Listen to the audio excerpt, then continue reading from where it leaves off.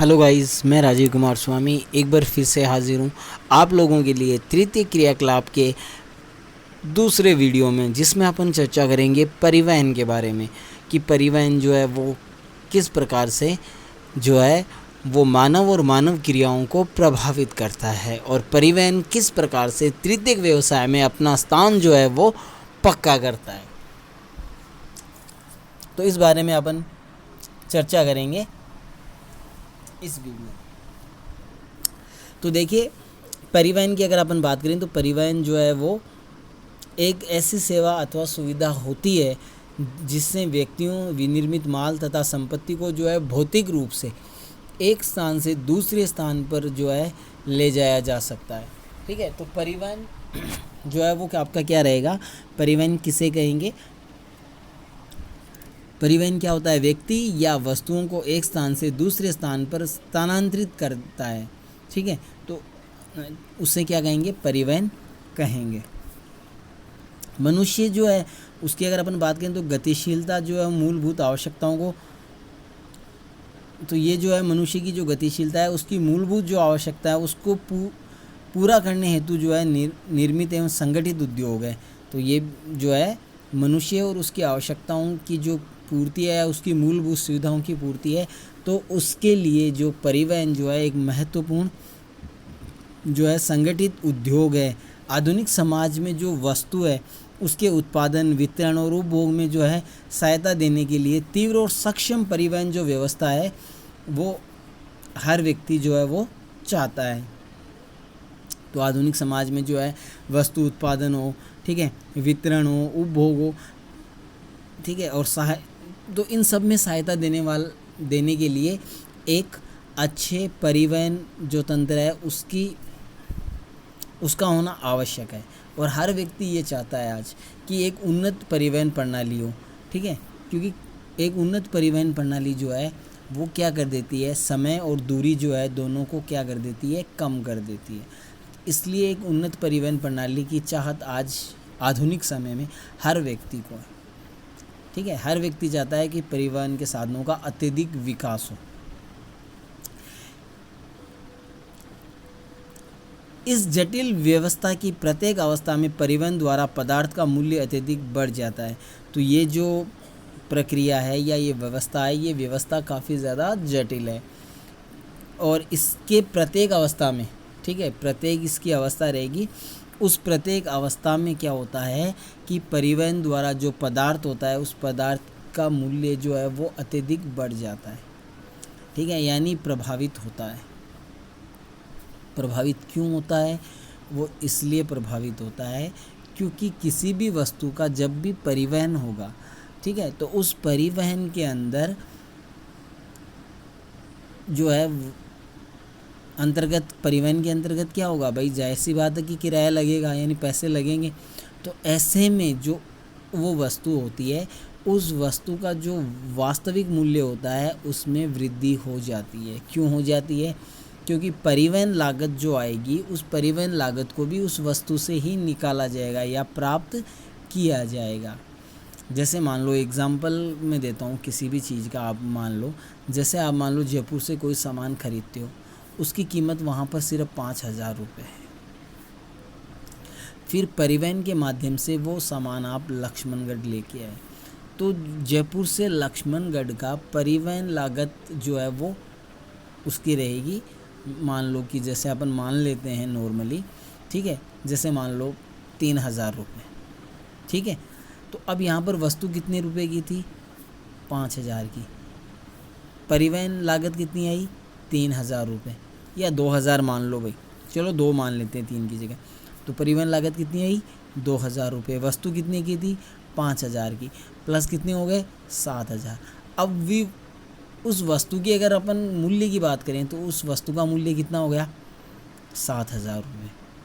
अब वो वस्तु आपको किसी को बेचनी है तो जाहिर सी बात है कि आप लाभ भी कमाना चाहेंगे। भाई कोई भी व्यापारी जो होता है वो उस वस्तु को उसी मूल्य में नहीं बेच सकता जिस मूल्य में वो वस्तु उस व्यक्ति के आई है, नहीं बेच सकता। क्यों? क्योंकि अगर ऐसा वो करेगा तो ऐसे में उसको लाभ प्राप्त नहीं होगा, और लाभ प्राप्त नहीं होगा तो व्यापार करेगा ही क्यों। इसलिए उस में आप जो मतलब अपना जो लाभ है उस वस्तु में वो 500 रुपये आप करोगे तो वस्तु की कीमत हो जाएगी 7,500 रुपये। अगर आप 1,000 रुपये लाभ कमाते हो तो वस्तु की कीमत हो जाएगी 8,000 रुपये। तो परिवहन की वजह से वस्तु की लागत है वो भी बढ़ जाती है। परिवहन जो होता है उसकी अगर अपन बात करें, यानी उसकी लागत की बात करें, तो वो लागत परिवहन जो है वो दूरी को किलोमीटर दूरी अथवा लंबाई, मार्ग लंबाई की वास्तविक दूरी, ठीक है। तो इस जो है किलोमीटर जो परिवहन है उस परिवहन की जो लागत आती है वो किस आधार पर जो है ली जाती है, तो उसके जो है 3 प्रकार के जो आपके नियम होते हैं। जो उन मतलब वो जो किराया आपका लगेगा वो 3 प्रकार से लग सकता है। पहला आपका रहेगा दूरी के आधार पर, यानी किलोमीटर के आधार पर, ठीक है। दूसरा आपका रह गया समय के आधार पर, तीसरा आपका रहता है लागत के आधार पर, ठीक है। तो ये 3 प्रकार से जो है परिवहन जो है उसका जो लागत आती है वो आती है 3 प्रकार से रहेगी। तो किलोमीटर का क्या हो गया, तो किलोमीटर जो है वो उससे मतलब हो गया कि मार्ग की वास्तविक दूरी कितनी है। जैसे लक्ष्मणगढ़ से जयपुर की दूरी कितनी है, 150 किलोमीटर, ठीक है। तो या तो आपको जो है वो 150 किलोमीटर के हिसाब से चार्ज करेगा। दूसरा है समय की दूरी, तो समय की दूरी का हमसे मतलब क्या हो गया, एक मार्ग पर यात्रा करने में लगने वाला समय, ठीक है। तो जैसे मान लो कि लक्ष्मणगढ़ से जयपुर जाएं तो 3 घंटे लगते हैं, तो क्या हो गया कि सीकर और लक्ष्मणगढ़ और जयपुर के बीच में जो समय लग रहा है, ठीक है, वो समय कितना है, 3 घंटे। तो वो समय दूरी के आधार पर हो जाएगा। उसके बाद में आती है आपकी लागत दूरी। लागत दूरी क्या आती है का मतलब क्या होता है कि मार्ग पर यात्रा के खर्च के रूप में मापा जा सकता है। तो यात्रा जो होता है उसके खर्च के रूप में उसको मापा जा सकता है। तो इस प्रकार से जो है परिवहन लागत है वो ज्ञात की जा सकती है, और ये तीनों ही जो हैं वो अलग अलग कंडीशन में जो है वो लागू होती हैं। परिवहन के साधन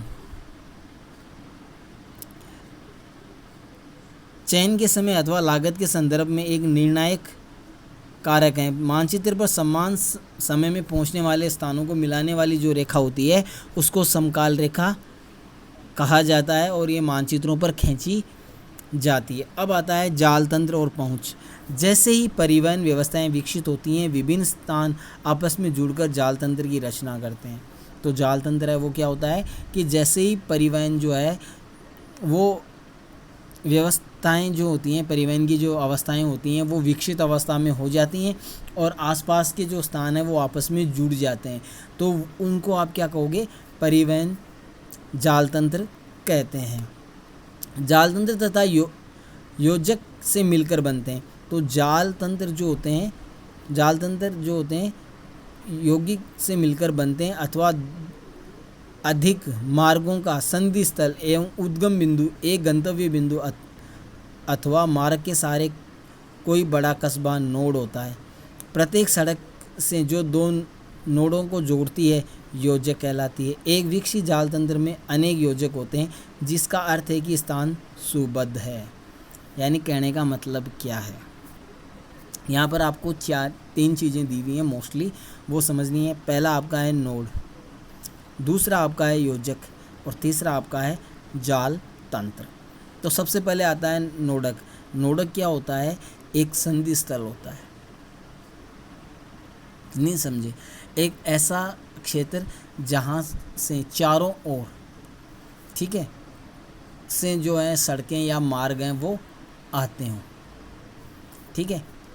जैसे एग्जाम्पल के लिए अपना लक्ष्मणगढ़, तो अपने लक्ष्मणगढ़ की बात करें तो नवलगढ़ मुकुंदगढ़ से जुड़ा हुआ है, सीकर से जुड़ा हुआ है, फतेहपुर से जुड़ा हुआ है, सालासर से जुड़ा हुआ है, यानी चारों ओर से यहाँ रास्ते आते हैं और जोड़ते हैं। तो ये क्या हो गया, केंद्र बिंदु हो गया, ठीक है। केंद्र बिंदु कौन हो गया, लक्ष्मणगढ़ हो गया, ठीक है।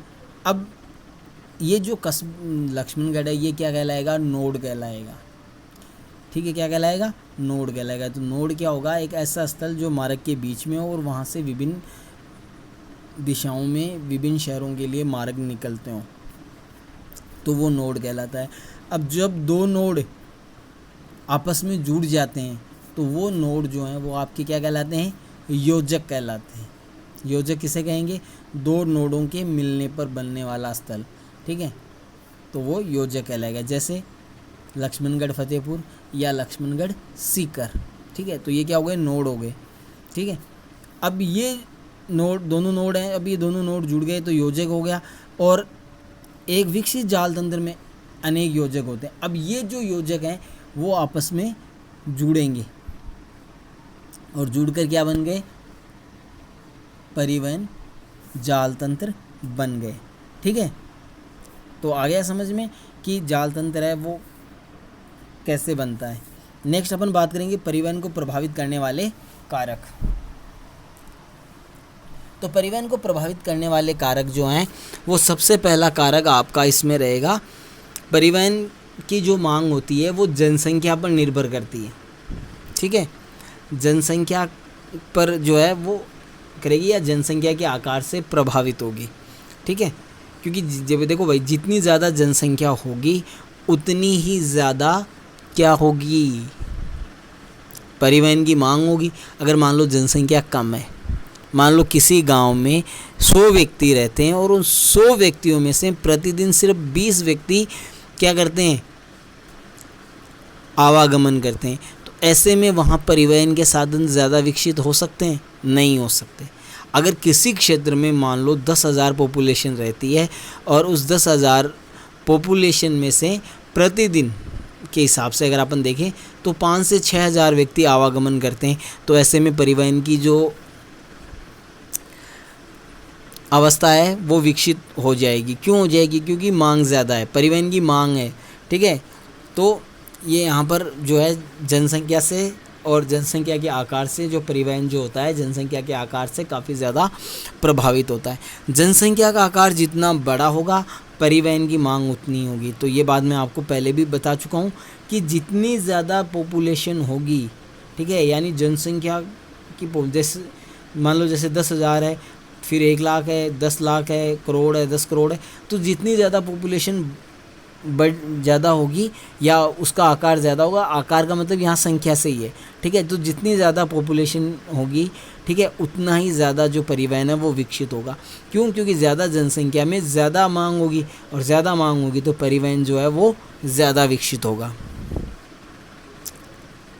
नगर, कस्बों, गाँवों, औद्योगिक केंद्रों और कच्चे माल, उनके मध्य व्यापार के प्रारूप, उनके मध्य भूदृश्य की प्रकृति, जलवायु के प्रकार और मार्ग की लंबाई में आने वाली व्यवधानों को दूर करने के लिए उपलब्ध निधियों पर जो है मार्ग निर्भर करता है। इसके अलावा अगर अपन बात करें तो जनसंख्या तो मोस्ट हो गया, इसके अलावा नगर हैं, कस्बे हैं, ठीक है, गांव हैं, औद्योगिक केंद्र हैं और कच्चा माल, उनके मध्य व्यापार के प्रारूप, उनके मध्य भूदृश्य, ठीक है।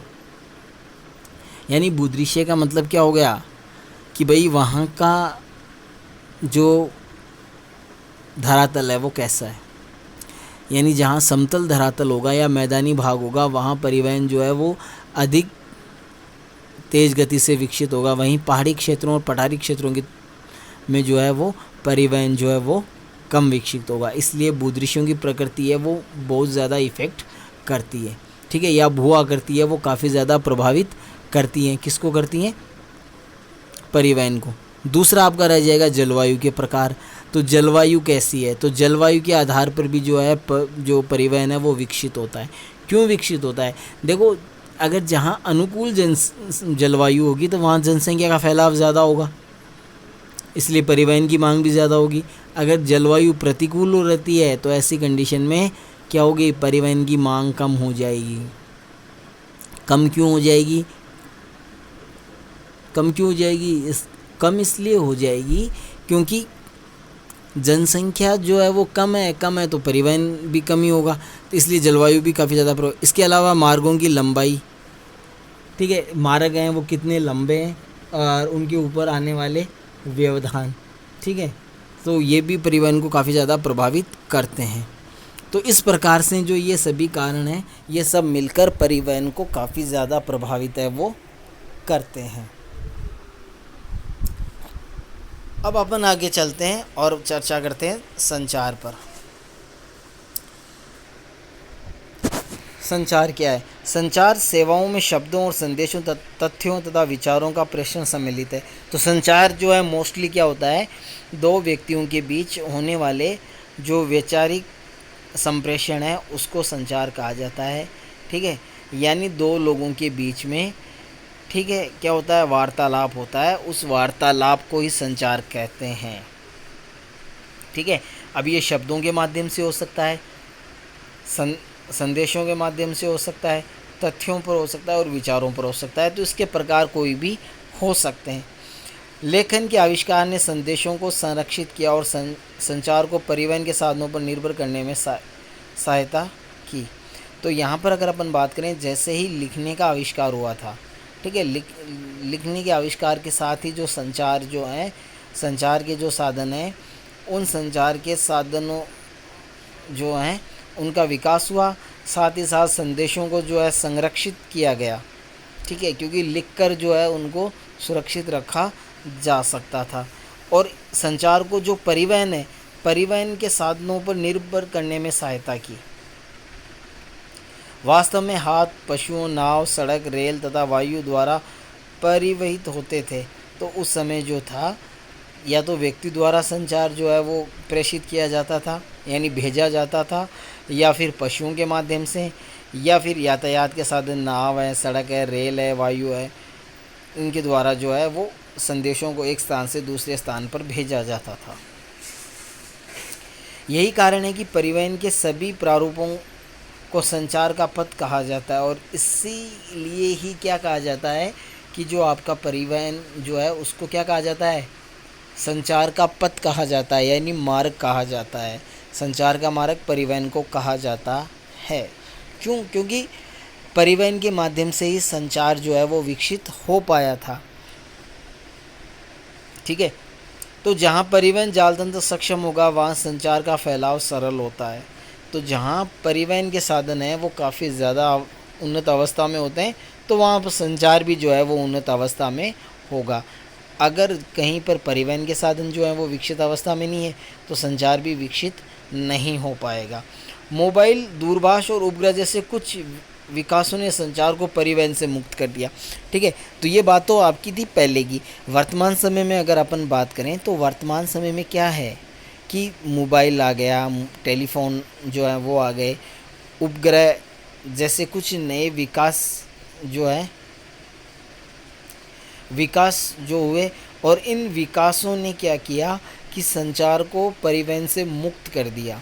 यानी अब परिवहन के ऊपर संचार जो है वो निर्भर नहीं है, क्योंकि मोबाइल से या दूरभाष यानी टेलीफोन से या फिर उपग्रहों के माध्यम से आप अपना संदेश जो है किसी भी देश में बैठे हुए व्यक्ति को आसानी से और बहुत ही कम समय में भेज सकते हो, जिसके अंदर किसी भी परिवहन के साधन की आवश्यकता नहीं पड़ती है। तो इस वजह से आज के समय जो संचार है वो संचार परिवहन के ऊपर निर्भर नहीं है। आज उन क्षेत्रों में भी संचार जो है वो द्रुत गति से भेजा जा सकता है जिन क्षेत्रों में परिवहन जो है वो विकसित अवस्था में नहीं है। और ये सब संभव हो पाया मोबाइल फ़ोन और उपग्रह जो हैं इनके विकास की वजह से। अगर इनका विकास नहीं होता तो परिवहन से जो संचार है वो कभी भी मुक्त नहीं हो पाता। पुराने तंत्रों के सस्ता होने के कारण संचार के सभी रूपों का साहचर्य पूर्ण रूप से समाप्त नहीं हुआ। अब अगर अपन बात करें तो संचार के जो पुराने साधन जो थे वो क्या थे कि उनके अंदर जो है काफ़ी कम खर्चा आता था, यानी बहुत ही सस्ते थे।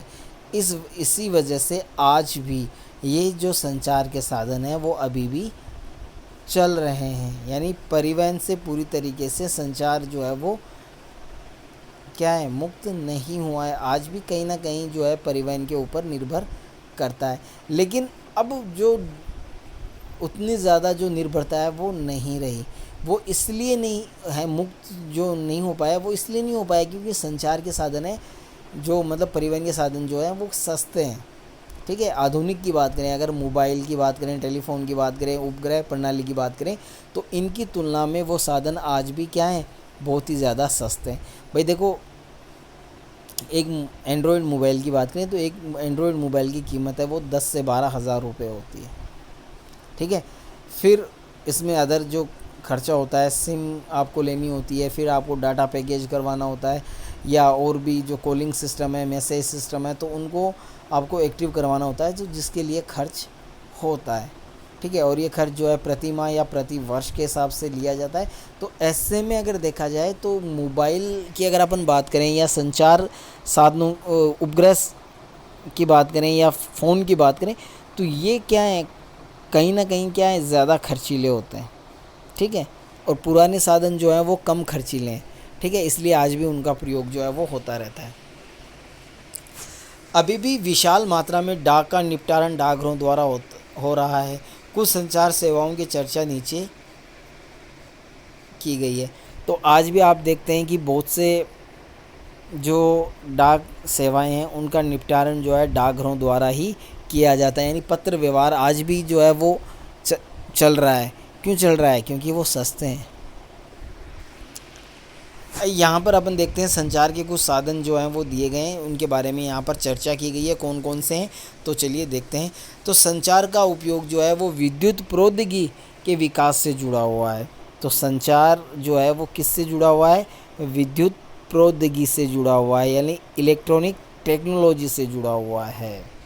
कैसे जुड़ा हुआ है? संदेशों को भेजे जाने की गति के कारण इसने संचार में क्रांति लाई है या ला दी है। तो संदेशों को भेजा जाने के लिए क्या किया जाता है?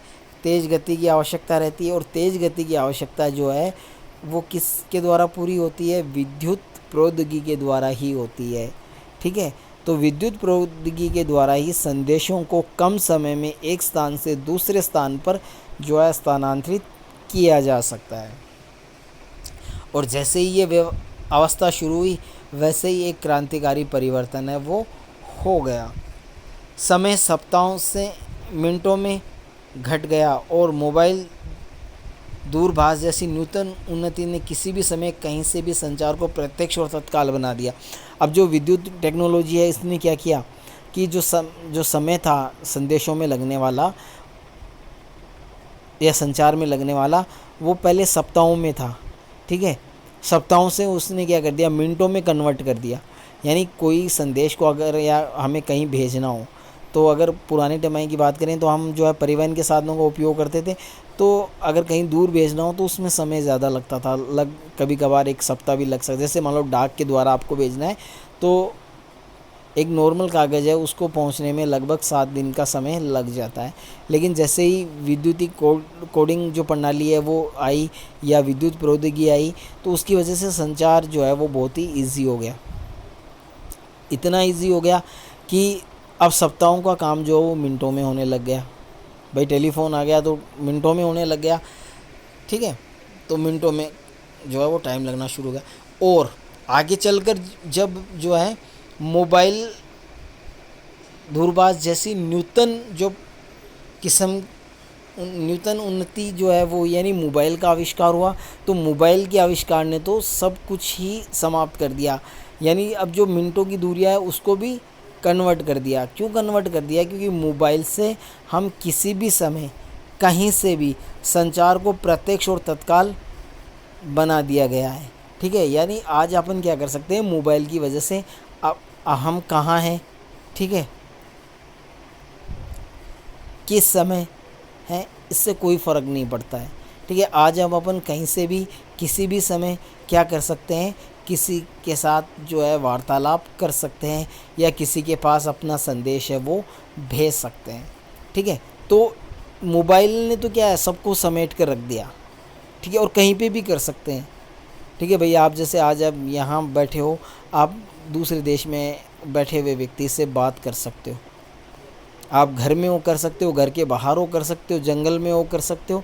तो यानी कहीं से भी आप जो है आज जो है संचार कर सकते हो। किसकी वजह से? मोबाइल की वजह से। तो ये मोबाइल टेक्नोलॉजी है, इसने तो एक क्रांतिकारी परिवर्तन है वो संचार के क्षेत्र में लाकर रख दिया, जो काफ़ी ज़्यादा द्रुतगामी है, ठीक है। या आप ऐसे भी कह सकते हो, इसके जो परिणाम है, मोबाइल के जो परिणाम है वो क्या है? तीव्र हैं, ठीक है। तुरंत कुछ ही समय में आप अपने संदेश का आदान प्रदान कर सकते हो।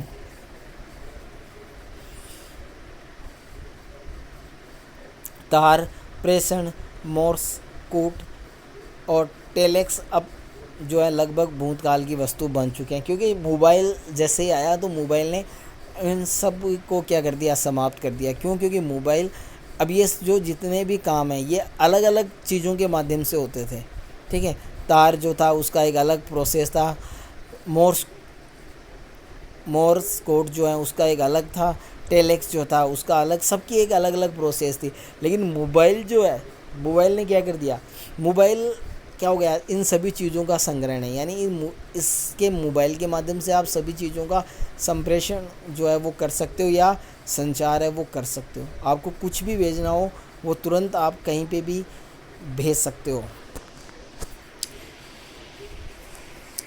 इसके अलावा रेडियो और दूरदर्शन भी समाचार पत्रों, चित्रों व दूरभाष कालों का पूरे विश्व में विस्तृत श्रोताओं को प्रसारण करते हैं। इसके अलावा रेडियो और दूरदर्शन की बात करें, समाचार पत्र की बात करें, चित्रों की बात करें, दूरभाषा की बात करें, तो ये आज पूरे विश्व में क्या है, जो है विस्तृत हैं, और जो श्रोताएं हैं उनके पास जो सूचनाएं हैं वो पहुंचाती हैं, और इसीलिए इन्हें जनसंचार का माध्यम कहा जाता है, ठीक है। आज जैसे मान लो हम टीवी में, रेडियो में किसी भी देश की न्यूज़ जो है वो सुन सकते हैं, ठीक है, किसी भी देश के बारे में जो है जानकारी प्राप्त कर सकते हैं। तो ये किसकी वजह से संभव हो पाया? रेडियो और दूरसंचार के विकास की वजह से संभव हो पाया, और इससे सभी लोग जुड़े हुए हैं, इसीलिए जो है इनको जनसंचार के साथ माध्यम भी कहा जाता है। वे विज्ञापन एवं मनोरंजन के लिए महत्वपूर्ण है। इसके अलावा ये जो है संदेश जो है उनका आदान प्रदान तो करते ही करते हैं, इसके अतिरिक्त ये जो है विज्ञापन और मनोरंजन जो है उसके लिए भी महत्वपूर्ण है। समाचार पत्र विश्व के सभी कोनों की घटनाओं का प्रसारण करने में सक्षम है। उपग्रह संचार पृथ्वी और अंतरिक्ष से सूचना का प्रसारण करता है, ठीक है। तो अखबार की बात करें तो जो आपका न्यूज़पेपर है वो आज विश्व के किसी भी कोने में जो भी घटना घटित होती है तो उसको प्रसारित करने में जो है सक्षम है, ठीक है। हम पढ़ते हैं देश विदेश की खबरें न्यूज़पेपर में, तो ये एक आम हो गया। इसके अलावा उपग्रह संचार जो है वो पृथ्वी के बारे में और पृथ्वी के बाहर यानी अंतरिक्ष की जो सूचनाएं हैं उनको प्रसारित करता है। इंटरनेट ने तो वैश्विक संचार तंत्र में वास्तविक क्रांति ला दी है, और जैसे ही इंटरनेट का विकास हुआ तो इसने तो और ही जो सिस्टम है उसको बदल के रख दिया, बहुत ही ईजी कर दिया। आज जो है मतलब देखो न्यूज़पेपर है या न्यूज़ है, रेडियो या टीवी के माध्यम से जो आती हैं उनमें कुछ समय लगता है, लेकिन इंटरनेट के माध्यम से अपन किसी भी देश में वर्तमान समय में क्या घटनाएं घटित हो रही है उसके बारे में तुरंत और प्रभावी जानकारी है वो डायरेक्ट प्राप्त कर सकते हैं, ठीक है। तो इंटरनेट ने तो और ही काम जो है वो आसान कर दिया। तो इस प्रकार से आज जो संचार है वो संचार एक उन्नत अवस्था में, ठीक है, जो मोबाइल और इंटरनेट की वजह से बहुत ही ज़्यादा आसान बन गया।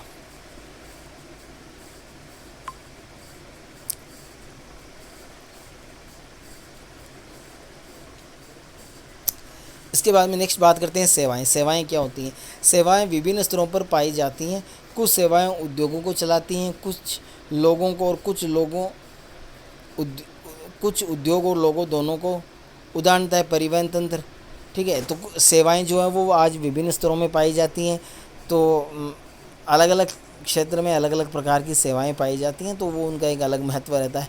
और कुछ सेवाएं ऐसी हैं जो उद्योगों को चलाती हैं, कुछ सेवाएं ऐसी हैं जो लोगों को चलाती हैं, और कुछ ऐसी हैं जो उद्योग और लोगों दोनों को भी चलाती हैं। और इसमें उदाहरण आपका है परिवहन। परिवहन है वो उद्योग को चलाने के लिए भी ज़रूरी है और लोगों को चलाने के लिए भी ज़रूरी है, यानी परिवहन जो है वो दोनों के लिए महत्वपूर्ण है। निम्न स्तरीय सेवाएं जैसे पसारी की दुकानें, धोबी घाट, उच्च स्तरीय सेवाएं अथवा लेखाकार, परामर्शदाता और कायिक चिकित्सक जैसे अधिक विशिष्टीकृत सेवाओं की अपेक्षा अधिक सामान्य और विस्तृत सेवाएं हैं। तो सेवाएं जो हैं वो दो प्रकार की होती हैं, एक तो होती हैं सामान्य और एक होती हैं उच्च स्तरीय। तो सामान्य में तो जैसे जो दुकानदार होते हैं, धोबी होते हैं, नाई होता है, ठीक है। तो ये सेवाएं आपकी किस में आ जाएंगी? निम्न स्तर सेवाओं में आ जाएंगी। और उच्च सेवाओं में आपकी आ जाएंगी जैसे लेखाकार है, परामर्शदाता है, चिकित्सक है, अध्यापक है, ठीक है। और भी कई जो हैं उच्च सेवाएं जिनके अंदर शिक्षा का महत्वपूर्ण प्रभाव रहता है। ठीक है, पहले जो निम्न स्तरीय है उसमें शिक्षा जो है वो महत्वपूर्ण नहीं होती है, लेकिन उच्च स्तरीय जो सेवाएं हैं उनके अंदर शिक्षा जो है उसका काफ़ी ज़्यादा योगदान होता है। सेवाएं भुगतान कर सकने वाले व्यक्तिगत उपभोक्ताओं को उपलब्ध होती हैं। तो सेवाएं उन्हीं लोगों को उपलब्ध होती हैं जो भुगतान करने में सक्षम होती हैं। तो जो उपभोक्ता भुगतान कर सकते हैं उनको सेवाएं वो आसानी से उपलब्ध हो जाती हैं, और जो नहीं कर सकते उनको उपलब्ध नहीं होती है। माली, धोबी, नाई मुख्य रूप से शारीरिक श्रम करते हैं। ठीक है, तो नाई की बात करें, धोबी की बात करें, माली की बात करें, ठीक है, दुकानदार की बात करें, तो ये लोग क्या करते हैं, शारीरिक श्रम करते हैं। ठीक है, यानी इनकी जो सेवाएं हैं वो शारीरिक हैं, यानी इनको हाथ पैर चलाकर अपना काम करना पड़ता है। अध्यापक, वकील, चिकित्सक, संगीतकार और अन्य मानसिक जो है श्रम करते हैं। इसके अलावा अध्यापक की बात करें, वकील की बात करें, एक चिकित्सक की बात करें, ठीक है, एक गायक की बात करें, या एक और भी ऐसे कई जो हैं, तो ये जो सारी सेवाएं, ये सेवाएं मानसिक होती हैं। ठीक है, इनमें शारीरिक श्रम नहीं होता है बल्कि मानसिक श्रम है वो होता है। अनेक सेवाएं अब नियमित हो गई हैं, और सेवाएं वो लगभग क्या है, नियमित हैं। ठीक है, महानगरों एवं महामार्गों एवं सेतुओं का निर्माण और अनुरक्षण, अग्निशामक विभाग का अनुरक्षण, शिक्षा की पूर्ति अथवा पर्यवेक्षण और ग्राहक सेवा महत्वपूर्ण सेवाओं में से हैं। तो आज की अगर अपन बात करें तो महामार्ग और सेतुओं का निर्माण, यानी राजमार्ग है उनका निर्माण करना, इसके अलावा आपके जो ब्रिज हैं उनका निर्माण करना और उनका अनुरक्षण करना। ठीक है, अग्निशामक विभाग है उसकी देखरेख करना, और शिक्षा की पूर्ति करना अथवा शिक्षा से संबंधित जो प्रेक्षण है वो करना। ठीक है, तो ग्राहक सेवा है, ये सारी सेवाएं जो है वो एक महत्वपूर्ण सेवाएं हैं जिनका पर्यवेक्षण अथवा निष्पादन प्राय सरकारों तथा कंपनियों द्वारा किया जाता है। तो इनका जो पर्यवेक्षण है, यानी इनका जो बारे में जो जानकारियां हैं वो, या उनकी जो देख रेख है वो सरकार या जो कंपनियां हैं वो इनसे कार्य करवाती हैं, और उनकी देख रेख में और इनके कार्यों का जो परीक्षण है वो सरकार या कंपनियां करती हैं। जो व्यक्ति जिनके अधीन होते हैं वो उनके अकॉर्डिंग जो है वो आपका रहेगा। जैसे मान लो कोई प्राइवेट कंपनी में इंजीनियर है, अगर वो कोई काम करता है तो प्राइवेट कंपनी उसके काम को जो है उसका निरीक्षण करती है। कोई अध्यापक स्कूल में पढ़ा रहा है तो उसका निरीक्षण भी किया जाता है कि नहीं किया जाता। अगर नहीं किया जाएगा तो अध्यापक जो है वो अच्छा नहीं पढ़ाएगा। क्यों? क्योंकि उसको जो है कोई उसका वो जो है निरीक्षण ही नहीं हो रहा है। तो इस वजह से कंपनियां और सरकार जो होती हैं वो इन लोगों के कार्यों का क्या करती हैं, निरीक्षण करती हैं। राज्य और संघ विधान ने परिवहन, दूरसंचार, ऊर्जा और जलापूर्ति जैसी सेवाओं के विपणनों में पर्यवेक्षण और नियंत्रण के लिए निगमों की स्थापना की है। तो केंद्र सरकार और राज्य सरकारों ने मिलकर क्या किया है कि परिवहन है, दूरसंचार है, ऊर्जा, जलापूर्ति जैसी जो सेवाएं हैं इनका विपणन और पर्यवेक्षण के लिए जो है निगमों की स्थापना की। और ये निगम जो होते हैं, ये निगम इनके कार्यों का जो है निरीक्षण करते हैं और इनकी जो कमियां हैं उन कमियों को दूर करते हैं और इनकी विशेषता को बढ़ावा देते हैं। स्वास्थ्य की देखभाल, अभियांत्रिक विधियाँ और प्रबंधन व्यावसायिक सेवाएँ। ठीक है, तो स्वास्थ्य देखभाल है, अभियांत्रिक विधि यानी इंजीनियरिंग विधियाँ या प्रबंधन जो है उसका व्यावसायिक सेवाएं हैं, तो ये इसमें है। मनोरंजनात्मक और प्रमोद सेवाओं की स्थिति बाज़ार पर निर्भर करती है। ठीक है, तो मनोरंजन और प्रमोद सेवाएं जो होती हैं वो जो इनकी जो स्थिति है वो बाज़ार पर डिपेंड करती है। ठीक है, यानी बाज़ार के अकॉर्डिंग ही ये सेवाएं हैं वो चलती हैं। ठीक है, क्यों? क्योंकि देखो ज़रूरी नहीं है कि हर व्यक्ति जो है एक ही प्रकार का जो है, मान लो जैसे मनोरंजन की बात करें, जैसे कोई भी जैसे मूवी है, तो ज़रूरी नहीं है कि हर व्यक्ति मूवी देखे। ठीक है, या हर व्यक्ति जो है आमोद प्रमोद में अपना जीवन व्यतीत करे। ठीक है, तो ये चीज़ें जो है वो मोस्टली क्या है, बाज़ार पर और बाज़ार की मांग के आधार पर जो है रहती हैं। मल्टीप्लेक्स और रेस्तराओं की स्थिति केंद्रीय व्यापार क्षेत्र के अंदर अथवा निकट हो सकती है। तो जो मल्टीप्लेक्स होते हैं यानी सिनेमा घर जो होते हैं या रेस्टोरेंट जो होती हैं, ये इनकी जो स्थिति है वो केंद्रीय व्यापारिक क्षेत्र जो होती है उसके अंदर या उसके निकट होती है, यानी इनकी स्थापना हमेशा बाज़ार के निकट होती है, या तो बाज़ार के मध्य में या बाज़ार के निकट। क्यों? क्योंकि यहाँ पर इनकी मांग ज़्यादा है। जैसे मान लो जंगल में मल्टीप्लेक्स खोल दिया, कौन जाएगा? या जंगल में रेस्टोरेंट है तो वहाँ कौन जाएगा? कोई नहीं जाएगा। इसलिए बाज़ार जो है वो इनके लिए महत्वपूर्ण हो जाते हैं, क्योंकि भाई जनसंख्या ज़्यादा कहाँ रहती है? बाज़ार में रहेगी। तो ऐसे में मल्टीप्लेक्स और जो रेस्टोरेंट हैं यानी रेस्टोरेंट जो हैं वो चलती हैं। जबकि गोल्फ कोर्स ऐसे स्थान पर बनाए जाते हैं जहाँ भूमि की लागत CBD की अपेक्षा कम होगी। इसके अलावा जैसे गोल्फ कोर्स है, ठीक है, यानी गोल्फ क्या एक प्रकार का गेम है, ठीक है, तो उसका ग्राउंड जो होता है वो गोल्फ कोर्स कहलाता है। तो इसकी स्थापना हमेशा CBD से, यानी जो नगरीय केंद्र रहेगा उससे बाहर होगा या केंद्रीय व्यापार से बाहर होगा। क्यों? क्योंकि अगर ये वहाँ केंद्रीय भाग में होता है तो ऐसे में वहाँ पर भूमि की लागत है वो ज़्यादा होती है, बाहर है भूमि की लागत कम होती है। तो इस वजह से जो है वो रहेगा। दैनिक जीवन में काम को सुविधाजनक बनाने के लिए लोगों को व्यवस्थित सेवाएं उपलब्ध करवाई जाती हैं। कामगार रोजगार की तलाश में ग्रामीण क्षेत्रों से प्रवास करते हैं और अकुशल होते हैं, ठीक है। तो दैनिक जीवन जो है उसमें भी काम को जो है सुविधाजनक बनाने के लिए लोग जो होते हैं ना वो व्यक्तिगत सेवाएं उपलब्ध करवाते हैं, ठीक है। तो व्यक्तिगत सेवाएं उपलब्ध करवाते हैं। कामगार रोजगार की तलाश में ग्रामीण क्षेत्रों से प्रवास करते हैं और वो अकुशल होते हैं। वे मोची, गृहपाल, खानसामा और माली जैसे जो है घरेलू सेवाओं के लिए नियुक्त किए जाते हैं। तो ऐसे लोग जो होते हैं जो अकुशल होते हैं वो लोग या मोची का काम करते हैं या गृहपाल या खानसामा या माली जैसे जो घरेलू कार्य हैं उनको करते हैं या उनमें जो अपनी सेवाएं देते हैं और उन्हें कम भुगतान किया जाता है। उसमें जो इनका जो भुगतान रहता है वो भी कम ही रहता है, इनको ज़्यादा पैसे नहीं दिए जाते। क्यों? क्योंकि ये अकुशल होते हैं इसलिए नहीं दिए जाते। कर्मियों का यह वर्ग असंगठित है। ऐसा एक उदाहरण मुंबई की डिब्बा वाली सेवा है जो पूरे नगर में लगभग 1,75,000 उपभोक्ता को उपलब्ध करवाई जाती है। तो इसका एक उदाहरण जो है वो है मुंबई में एक डिब्बे वाली सेवा है जो पूरे नगर के अंदर 1,75,000 डिब्बे जो है वो देती है, यानी टिफ़िन सेंटर है। और ये टिफ़िन सेंटर जो है वो 1,75,000 जो लोग हैं उनको जो है वो टिफ़िन जो है वो उपलब्ध करवाती है। अब अपन नेक्स्ट बात करेंगे तृतीय क्रियाकलाप में संलग्न लोग, यानी तृतीय क्रियाकलाप में कितने क्या लोग हैं। आज अधिकांश लोग सेवा कर्मी हैं। सेवा सभी समाजों में उपलब्ध होती है। अधिक विकसित देशों में कर्मियों का अधिकतर प्रतिशत इन सेवाओं में लगा है।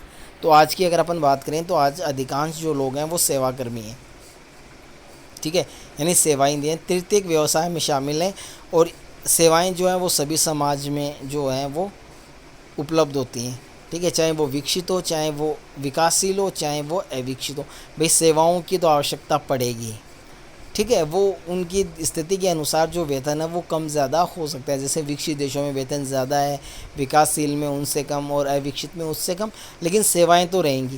भाई एक अध्यापक है वो केवल विकसित देशों में नहीं होता, विकासशील में भी होता है और अविकसित देशों में भी होता है। एक डॉक्टर है वो भी आपको तीनों सेक्टर में मिलेगा, ठीक है, तीनों अर्थव्यवस्थाओं में देखने को मिलेगा, ठीक है। परिवहन के साधन है, संचार के साधन है, तो ये सारी चीज़ें हैं वो देखने में मिलेगा, हर जगह मिलेगा, जाहिर सी बात है, ठीक है। तो ये चीज़ें आपकी रहेंगी। जबकि अल्प विकसित देशों में 10% से कम लोग इस सेवा क्षेत्र में लगे हुए हैं। अब यहाँ पर अगर अपन बात करें जो अल्प विकसित यानी अविकसित देश हैं वहाँ की कुल जनसंख्या का केवल 10% लोग ही सेवा सेक्टर में हैं, ठीक है। तो पहले अपन चर्चा कर रहे थे ना कि क्या कर रहे थे कि उसमें मैंने आपको बताया कि लोग जो हैं वो हर अर्थव्यवस्था के अंदर लोग जो हैं वो काम करते हैं, यानी सेवाएं जो हैं वो हर अर्थव्यवस्था में पाई जाती हैं, चाहे वो विकसित हो, चाहे विकासशील हो, चाहे अविकसित हो, तीनों में पाई जाएंगी। तो यहाँ पर ये चीज़ देखो यहाँ आ रही है। अब यहाँ पर क्या होता है कि जो अल्प विकसित देश होते हैं या अविकसित देश होते हैं वहाँ की केवल 10% जनसंख्या ही सेवा सेक्टर में कार्य करती है, ठीक है। बाकी के जो है द्वितीय को तृतीय क्रियाकलाप में लगे हुए होते हैं। संयुक्त राज्य अमेरिका में जो है 75% से अधिक जो कर्मी हैं वो सेवा सेक्टर में संलग्न है। अब अमेरिका का यहाँ उदाहरण दिया हुआ है, तो अमेरिका एक विकसित कंट्री है, ठीक है। वहाँ एजुकेशन प्रणाली है वो काफ़ी अच्छी है, और इस वजह से वहाँ के जो 75% जो लोग हैं वो क्या कर रहे हैं, सेवा सेक्टर में जो है वो संलग्न है, ठीक है। तो ये फ़र्क आ सकता है एक विकसित और अविकसित देश के बीच में, और सेवाएं जो हैं वो आपकी रहेंगी, ठीक है। इस सेक्टर में रोज़गार की प्रवृत्ति बढ़ रही है। अब सेवा सेक्टर जो है उसमें रोज़गार की जो प्रवृत्तियाँ हैं ना वो लगातार बढ़ रही हैं, जब प्राथमिक और द्वितीय क्रियाकलापों में ये परिवर्तन है वो घट रही हैं। अब द्वितीयक और प्राथमिक जो क्रियाकलाप है उसके अंदर जो है वो क्या हो रहा है कि जो संख्या है वो घट रही है, तृतीय सेक्टर में बढ़ रही है और द्वितीय तृतीयक में कम हो रही है। लेकिन कहाँ कम हो रही है, केवल विकसित देशों में कम हो रही है, जबकि विकासशील देशों में अभी भी तृतीयक व्यवसाय यानी सेवा सेक्टर जो है उसमें लोग जो हैं वो कम संलग्न हैं, यानी कम लोग हैं। क्योंकि सबसे बड़ी समस्या ये है कि तृतीयक व्यवसाय जो होता है उसके अंदर मेन चीज़ जो होती है वो आपका एजुकेशन होता है, ठीक है। तो एजुकेशन की वजह से ऐसा जो है वो हो पा रहा है, ठीक है।